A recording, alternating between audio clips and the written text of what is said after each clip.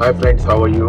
I'm getting some questions on how turbochargers work and how superchargers work. In fact, I have friends who drive speed cars and with the turbocharger and the supercharger, and there's always a debate and argument which is better. And even in desert, when we go for off-road, we see a lot of turbochargers and superchargers, and definitely there is no denial that both of them give an unmatched power to the car. In this video, let's try to understand how turbochargers work, their pros and cons. You are watching torque.converter, off-road blogging and tutorial channel. See, we know any internal combustion engine would need air to burn the fuel. The air can be inducted in two different ways. One, the normal atmospheric air can be taken inside through a natural process, and therefore these are called naturally aspirated engines. Then there is another way where the air is forced inside the engine, and this process is called forced induction. Turbochargers are actually forced induction engines, where the air is forced inside the engine. Turbocharger actually is a mechanical part which is connected to the engine, and that's why they are also called as turbocharged engines. The whole idea behind turbocharged engines is to find a mechanism to increase the air intake. So when the air intake is increased, the combustion inside the cylinder increases, and which eventually increases the power output. Before knowing about the turbochargers, let's try to understand how a normal internal combustion engine works. You know, most of the engines these days are 4-stroke, and that means there are 4 strokes or 4 cycles which actually complete one combustion cycle. It works something like this. This is called one cylinder. You would have heard about 4-cylinder engines, 6-cylinder, 8 or even 10. So the first stroke, which is also called as intake stroke, the inlet valve opens up and the fuel air mixture goes inside. It comes down. The second stroke, where the intake valve closes and fuel air mixture compresses, also called as compression stroke. And the third stroke, when it again goes down, there is a spark that is ignited, fuel air mixture burns and it expands. It is often called as combustion stroke. This is for petrol. In diesel, there are no plugs. It compresses so much that it becomes hot and finally eventually it burns. Fourth stroke is also called as exhaust stroke, because the exhaust valve opens up and the burned gases go out. And this is how a naturally aspirated engine works. The space inside one cylinder is measured in cubic centimeter or cc. Cc multiplied by the number of cylinders gives the total cc or the liter of the engine capacity. Let's say one cylinder is 600 cc. It's a V6 engine, means 6 cylinders. It would be called 600 into 6, 3.63600 cc or 3.6 liter engine.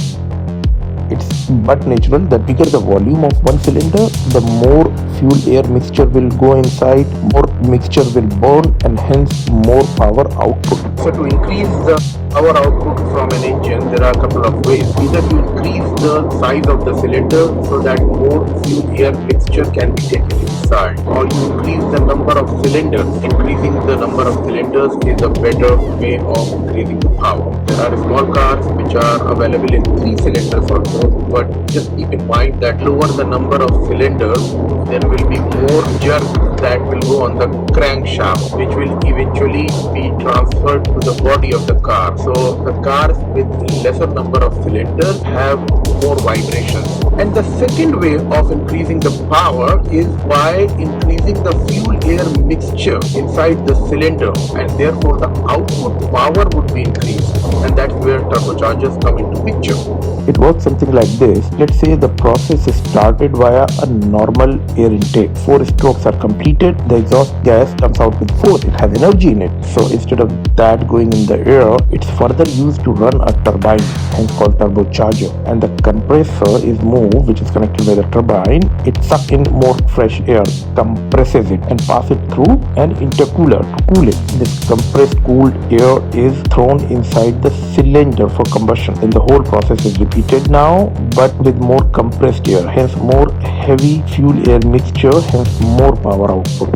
By the way, there is something called turbo lag, first cycle of the combustion. So it starts with a normal air intake. The whole process will happen. Exhaust gases will go out.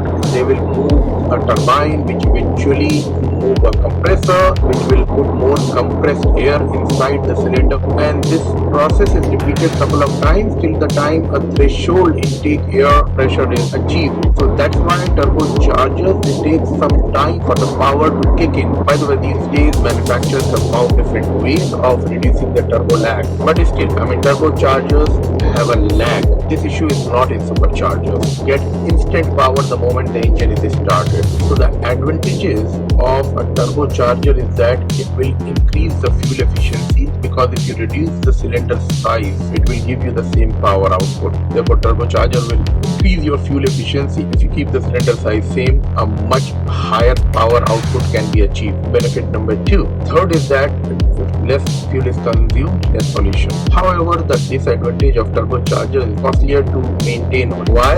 Imagine the compressed air that is going inside the cylinder, the amount of stress that the cylinder, the piston has to bear, the engine has to bear, the wear and tear is more, damages are more. Definitely the life of a naturally aspirated engine would be more. In the UAE especially, Lexus is run as a cab by Uber. It runs in twin shifts.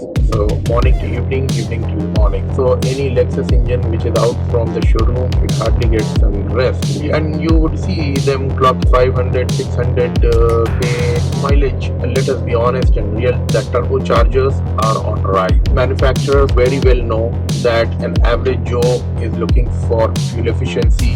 Bigger SUVs and trucks, they are looking for more power, of course keeping in mind the fuel efficiency, that's where the world is moving. And they also very well know that even if the engine life or the car life is lesser, the fact is that overall we are moving from a repair economy to a replacement economy. Our mindset is changing. We are moving from repair to replacement. Even in the relationships, that's what is happening.